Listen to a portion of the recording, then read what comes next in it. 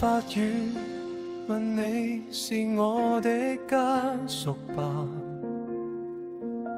原來我已似那白浪之顛墮下，明明分開，為何打這號碼？你可會很不解我怎不捨了他？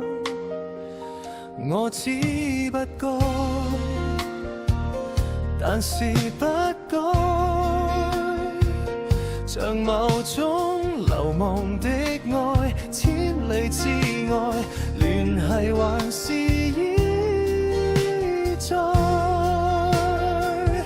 有沒有一絲半秒傷悲？要是我今晚異地斷氣，問你可肯即夜趕搭通宵下機？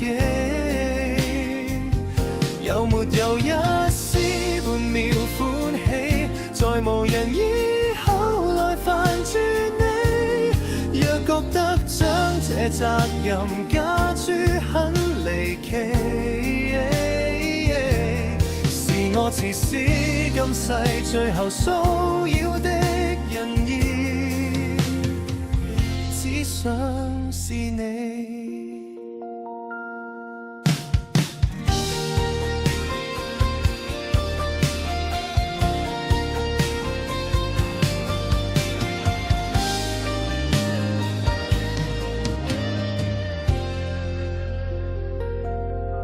誰聯絡你？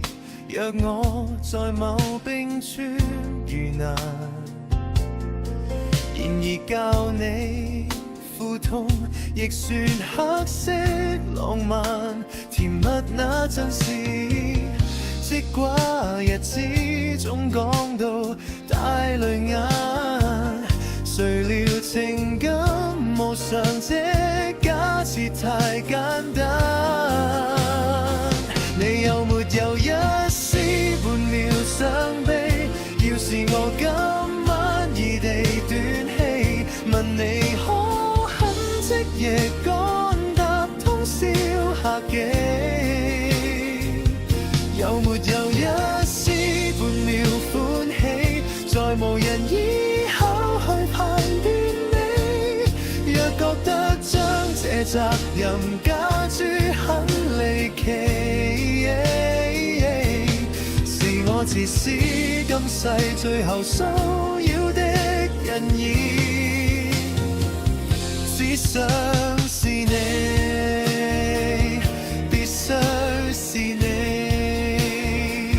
很想被念記，即使淡淡微微，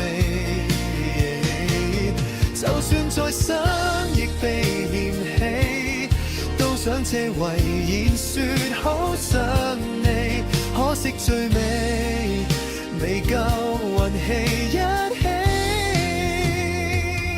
有沒有一絲？要是我今晚，話到嘴邊打住，早變陌路人，常有幻想是大忌，這號碼應該長眠於手機，就算死亦別再騷擾你。若覺得這惡作劇真的很頑皮，在告別式給我帶淚奔喪的情人，